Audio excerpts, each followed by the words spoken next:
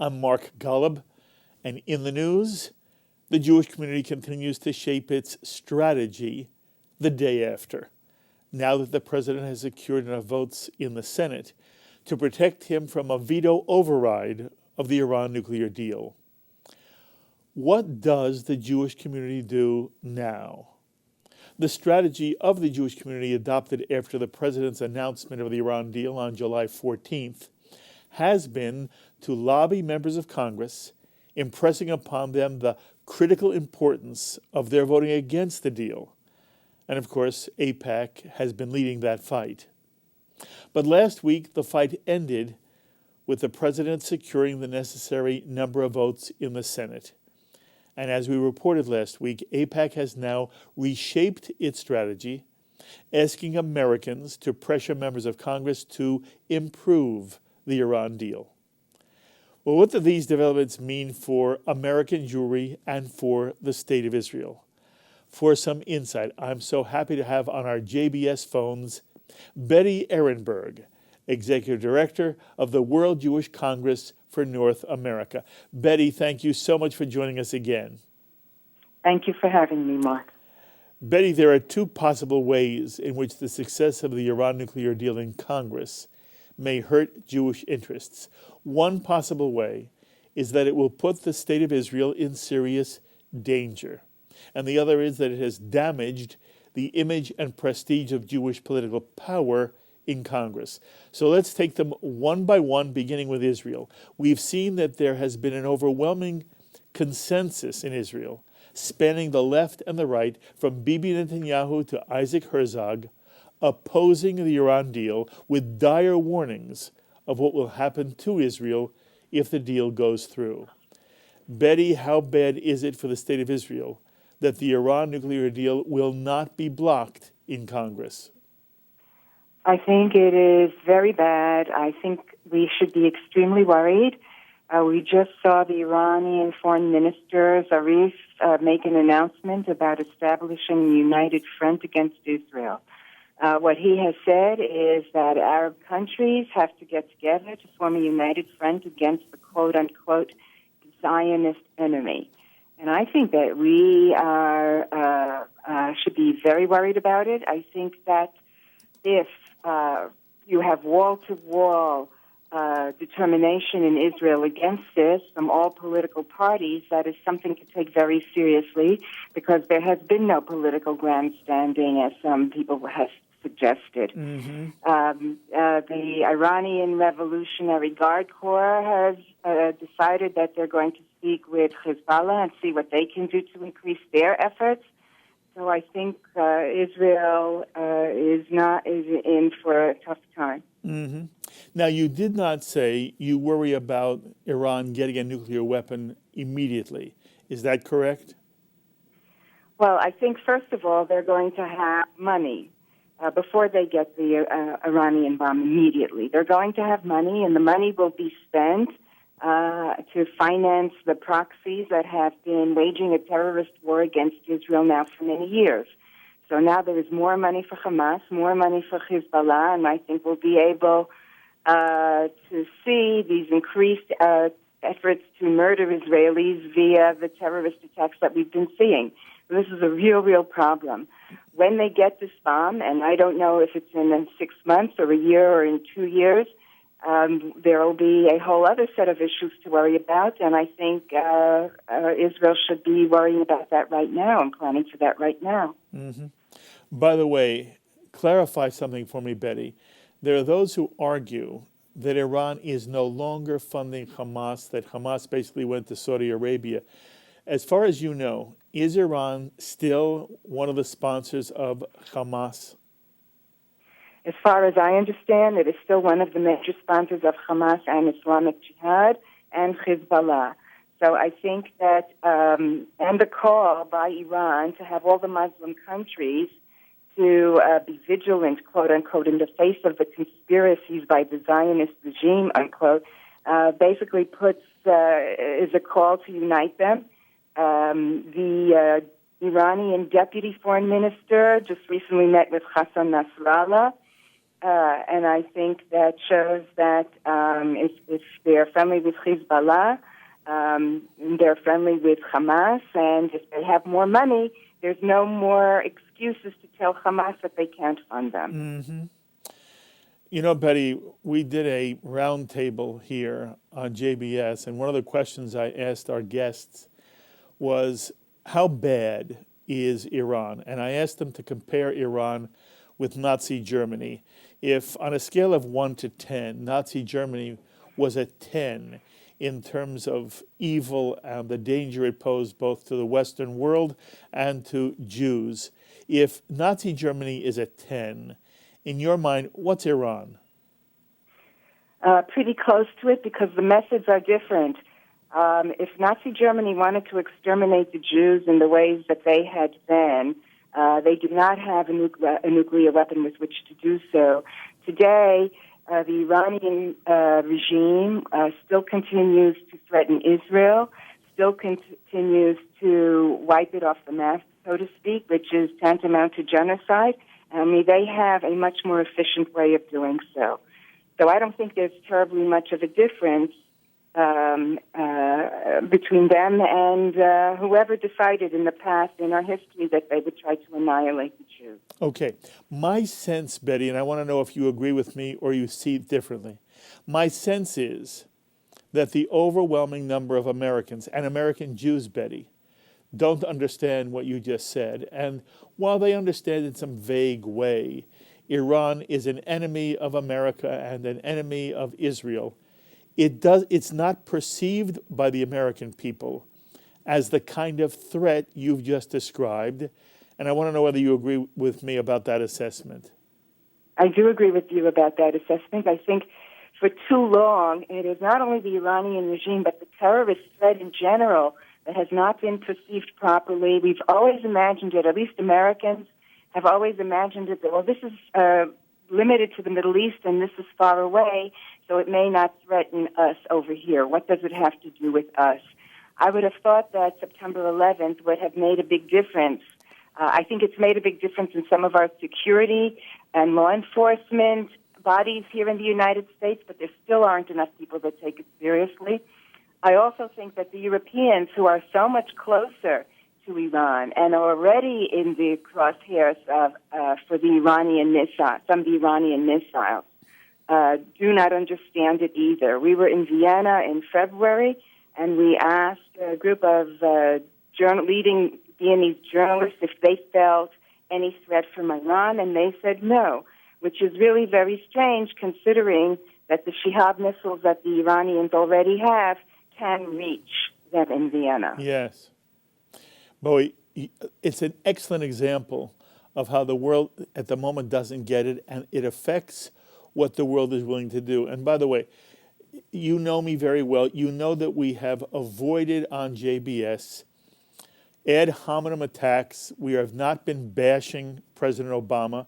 If we feel that there are things he has done wrong, we've said it in that way. And one of my criticisms of the way in which the administration in general and President Obama in particular has led the American people astray is that he has described Iran in terms that make Iran, they're not a good nation. But if he uses the word unsavory to describe Iran, unsavory is such a mild term, as opposed to this is a murderous, heinous, evil regime. But if the president calls Iran unsavory, Betty, it does not convey the kind of reality that you've just outlined. I agree with you. I think the terminology we use is terribly important and has these kinds of very real consequences. The press still insists on calling terrorists gunmen. That sanitizes who they are and what they do, and it denies their real intentions. And we have a real problem regarding terminology that's used, unfortunately, to whitewash events and to lull people into thinking that things that are genuine threats are not so. Well said. Okay, now what about the implications for American Jewry? AIPAC made this a major cause and ultimately lost. Betty, does this have any implications for the way in which members of Congress or the White House will regard Jewish influence and power in the future? It might. I'm not so sure that we have had such a big loss. I think we have made great inroads in trying to inform the American public. Even many Democrats who, because of partisan interests and President Obama's efforts, still have decided to vote for the deal, still are very, very worried and have expressed their worries about what happens in the future, what happens after the deal expires, how soon will they have the bomb, how quickly will they race towards it, because nothing will prevent them. So I think there are doubts out there, even on Capitol Hill. I think that we still will have a lot of work to do. I don't think the American Jewish community will ever give up. I think the American Jewish community really understands that its interests lie with Israel's interests, and the question will be, how do we go forward from here? Okay, and Betty, what would your prescription be? What does the Jewish community do now? What do you want to see American Jews and really Americans in general do now? Okay, well, first of all, for the Jewish community, I am fearful that we have engaged in too much name-calling and too many accusations. Absolutely. There's too much bitterness Yes. Amongst the different points of view in the Jewish community, different organizations. I have seen calls for revenge, and I just think it's totally inappropriate. Good for you. I don't think it's going to help us. It won't help us work together, and it won't help us advance any interest from now going forward. So we have to sit together, and we have to strategize about how we do pull together, because Israel will come again under threat. There will be threats to the Jewish community outside of Israel. If we are watching the trend towards the rise in anti-Semitism, not only in Europe, but also in the United States, also in Latin America. So we are going to have to figure out how we work together, because this is not the end. None of this is over. So that's our first step. And second is to stay in contact just as much with our congressmen, with our senators, and make sure that they still understand what our worries are about regarding the future. Because if they have made this decision, and despite all kinds of experts who opposed it, we are going to have to know what to do next, and we are going to have to know what we're going to advocate for next. And that, I think, is our next step, to be very informed about what is going to help minimize any kind of potential damage. Betty, you are doing fabulous work on behalf of the State of Israel and the Jewish people, and it is always wonderful to have you share your thoughts on JBS. Thank you very, very much. Thank you very much, Mark. Thank you. Be well. The thoughts of Betty Ehrenberg, Executive Director of the World Jewish Congress for North America. And now on our JBS phones, I'm so pleased to welcome another of America's leading activists and one of the early stars of the feminist movement, a prolific writer. She's authored 14 books, the latest being Living History on the Front Line for Israel and the Jews, 2003 to 2015. And she is the most courageous voice that's taken stands on a range of issues, including and especially issues pertaining to the State of Israel. Phyllis Chesler. Phyllis, thank you, as always, for being part of JBS. Thank you so much, Mark. I hate to correct you in any way, but it is now 16 books. Good for you, Phyllis. Anyway, I'm driven. I'm a driven being. So, and by the way, I love to be corrected in that way, and my guess is by the next time I speak to you, it'll be 17. No. We'll speak before. Okay, good for you. All right, Phyllis, I'm interested in what you see the fallout might be for Israel and for American Jewry in the wake of the Jewish communities losing the fight to win enough votes in the House and Senate to override a presidential veto on the Iran nuclear deal. In your opinion, Phyllis, how bad is it for Israel? Let me frame it. Please. The issue. First, I believe that President Obama has committed treason in his going to the United Nations before a congressional review could even take place. This is a surrender of American sovereignty. So let's keep that in mind. I also think that the war of ideas, the cognitive war, is hotter than ever, and that's the war we have to wage, because clearly people were sleeping, people were not sleeping. The good people really want to believe that people are all the same. Yes. And people are basically good. Yes.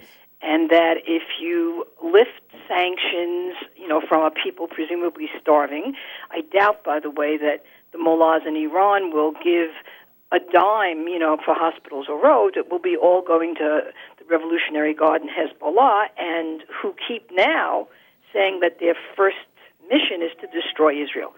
But, okay, the people who didn't fight it hard enough, or who were cowed into political line, this is their president, this is their party, this is his will, this is his legacy. His legacy is, alas, one that diminishes American power, one that atones for former American power, one that clearly doesn't care about 60 million refugees and displaced persons out in the world, because some of that instability in the Middle East is due to American isolationism and or misjudgment of what barbarism is in terms of a civilization. I'm reminded at the rally in New York City the other day, which I wrote about, Senator Joe Lieberman, who's so terrific, he quoted Churchill. We need voices like Churchill now. This is not the end. It's not even the beginning of the end, but it is perhaps the end of the beginning. Mm-hmm. And Churchill, he quotes again as saying, never give in, never, never, never. And that's the attitude we must take. And he said something else. I don't have it in front of me. Churchill did. Something about Britain is the only country standing against Nazi fascism. And now we have Israel as the only stable democracy standing, a symbol for the West, the entire Western post-Enlightenment enterprise. We have Israel alone standing against the totalitarian, barbaric Islamic State. And I'm not talking about the caliphate in formation. I'm talking about Iran.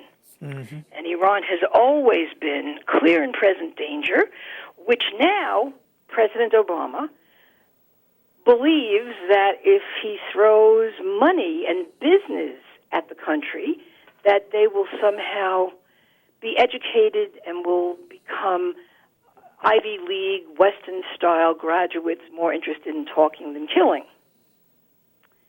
But now a lawyer, let me say something else, a lawyer has reminded me, this is not a moment of any kind of despair, because the vote is irrelevant to begin with. Once Obama went to the UN, it doesn't really matter what our Congress and our Senate votes one way or the other, because the sanctions are being lifted multilaterally. Correct. We can't snap it back. And I'd say something else, that perhaps the greed and the ambition in any business enterprise, whether it's American or Chinese or Russian or European, is going to be lured by the prospect of making money in Iran. And that's a human nature problem. Yes. So the sanctions were faulty to begin with because they were very limited in what was actually sanctioned. And this lawyer, thinking it through, certainly doesn't support the JCPOA or Obama, but suggests just advocate now for Israeli bunker busters. That's it. Mm-hmm. And I don't like what I'm hearing. John Bolton in National Review, apparently, I didn't read it yet, said that now Israel is the last man standing, so to speak, and Israel's got to take on the job of disarming or minimizing the threat from Iran. And part of me says, oh, yes, white man, why does Israel have to lift the heaviest burden for the entire human race? It's because Bolton doesn't believe the United States will do it. He's right. Unfortunately, he's right. And Israel has been making, quietly but vigorously, new kinds of allies, including the Gulf states, including Saudi Arabia, definitely India, but not Turkey, which would be an easy place to launch strikes from. Mm-hmm. Not Iraq, given what has arisen in Iraq and in Syria. So the only country in the Middle East, I mean, other than Egypt under stress, a country that Obama managed to desert, and the good people in Iran, Obama also managed to desert them, the good people, when they were trying to stand up to the mullahs and the incredible savage repression of women and homosexuals, but of freedom. Okay, Israel is the only country that the West has. Okay, I want to ask you about that, Phyllis. You said a moment ago, basically quoting Churchill, that Israel is standing alone in the Middle East against a sea of Islamic jihadist regimes. Yes. Why are there Americans, liberal Americans, who are, as you described, by the way, I was very impressed. No one needs to impugn an individual. One can disagree with an individual and still believe they also want what's best for everyone. But why is it that there are so many in the Jewish community who don't understand the reality you just described, that Israel is the only democratic, open, liberal society with a free press, freedom for women, freedom for gays, where you can speak your mind, and where the Arab Israeli has an extraordinary range of freedom and rights of citizenship, and there's an Arab Israeli who is a Supreme Court justice and who was the one who presided over the recent elections in the state of Israel. Why don't more people understand your main point that Israel it's the last bastion of Western values in a sea of terror and war and destruction and middle-age mentality that wants to enslave the world? Well, that's the question, and here is an answer. Rabbi Hillel, the great Rabbi Hillel, asked three questions. If I'm not to myself, well, then really, what am I? And Zionists, Orthodox Jews, and an increasing number of Christian Zionists, Christians, secularists, are trying to answer the first question and view Israel's survival as existentially in peril, and they stand with Israel at this moment in history. But Rabbi Hillel's second question, if I'm only for myself, then really also what am I?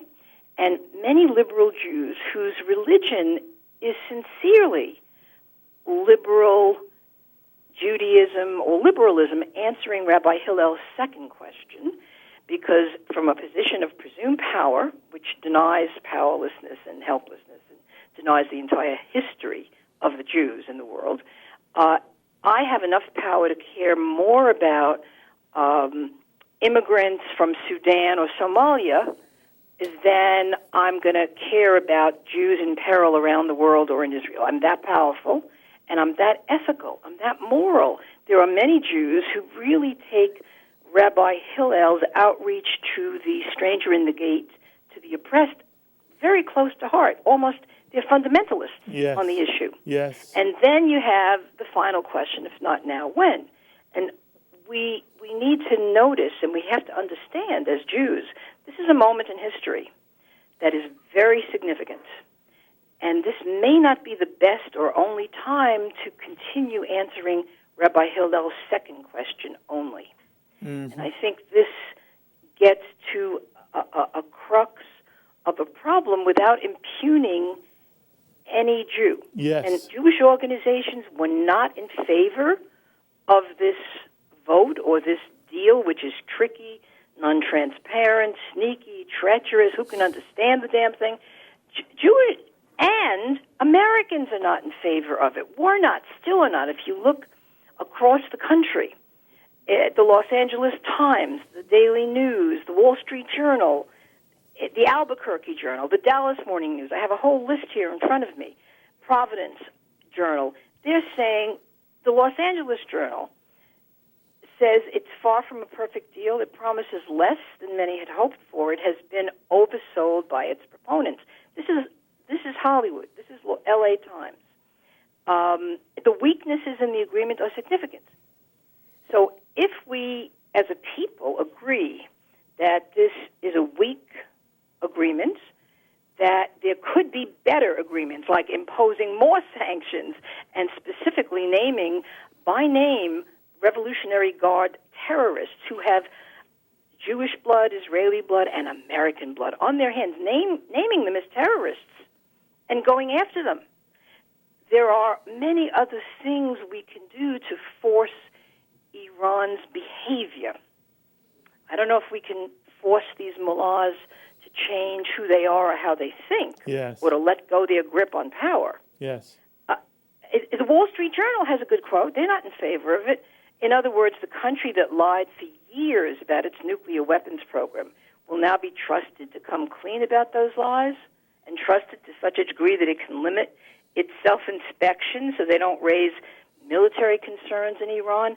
I mean, so it's clear that Obama is acting, and notice, Obama on his own decides to become friends with Cuba, but without demanding that Cuba release political prisoners, without demanding that in any way Cuba acknowledge its horrendous human rights, communist-style human rights violations. He decides on his own he's going to make friends with Iran, perhaps one of the greatest human rights violators, although there are so many contenders for that position. And this is not the will of the American people. Right. This is being extrajudicially, this is something by fiat that he's acting like a demagogue. And I would only hope that this, while Israel is affected, always Israel is at the center of the world's storms. Isn't that amazing? This is a big problem for the entire world, what Obama has just done. Well, Phyllis, we never got to my two questions. I'll do that the next time I talk to you. But go ahead, please. I'm out of time. I love hearing you and listening to you and learning from you. You're fabulous. And I love you and I always want you around. So I will just keep calling you and you keep writing. And Phyllis, don't ever give up the fight, okay? I'm not, and nor will you, and I will come back, and I look forward to talking to you again. Thank you, my darling. Thank you. All right. Be well. Bye. Bye-bye. The thoughts of author and activist Phyllis Chesler.